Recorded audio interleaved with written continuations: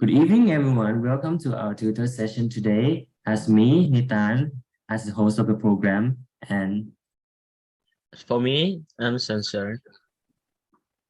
okay. First of all, we're going to talk about metallic structures.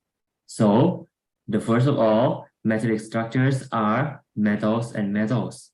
They are crystalline structures consisting of closely packed atoms arranged in an orderly fashion. Check this.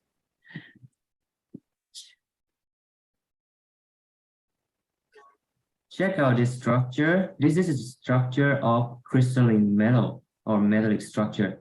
This is an example of metal lattice structures, which are made of atoms and are made in crystals, which are all metals.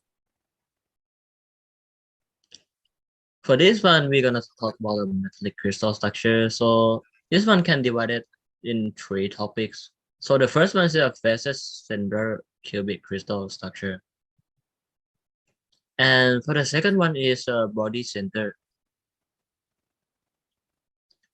And the third one is hexagonal close packed crystal structure.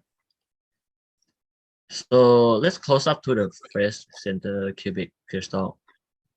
So the first center cubic is have an example element.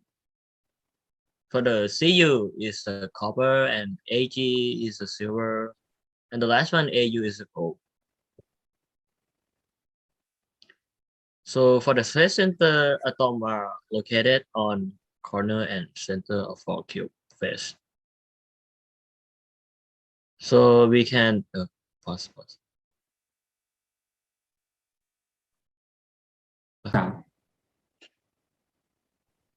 For the cube F length is equal to time R times root 2. Okay, so next we are talking about atomic packing factor. The definition of atomic packing factor is metals typically have relatively large atomic packing factor as it consists of volume of atoms in a unit cell over total unit cell volume.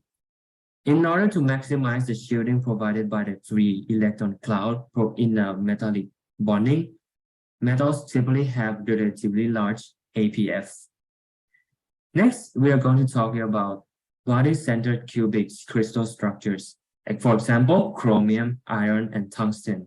They have 8 corners of atom spheres and a central atom, which is its namesake, cubic crystal structure. And the unit cell length, which is A, equals to 4 times atomic radius over the square root of 3. For the last one, for the hexagonal close pack, for the example element, we have CD for the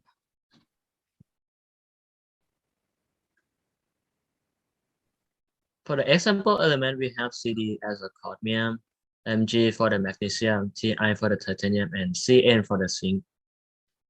So for hexagonal, we have 12 tap button corner atom, and 2 center frost atom, 3 mid-plane interiors atom.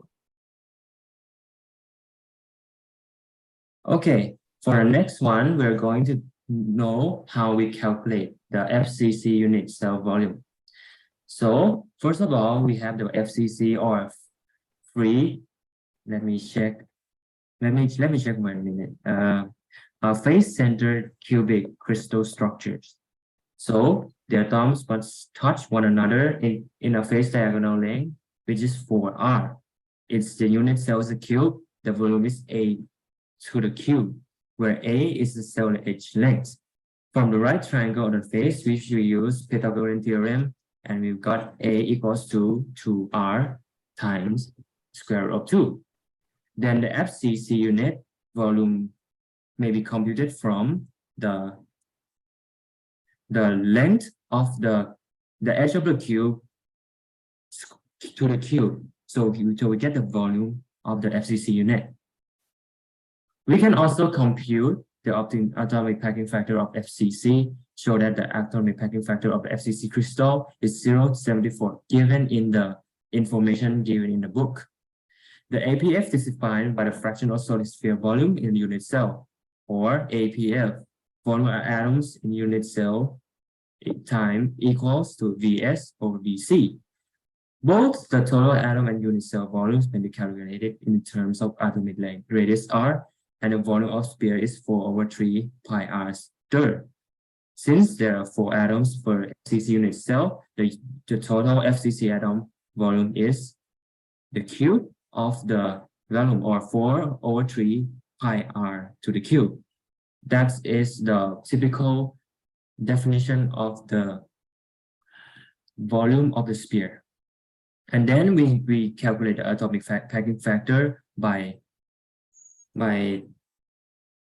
dividing the volume of the sphere and the volume of the cube. So we get 0.74. So we end this tutoring session today. We hope you guys understand, and I hope you guys enjoy it. Thank you for watching.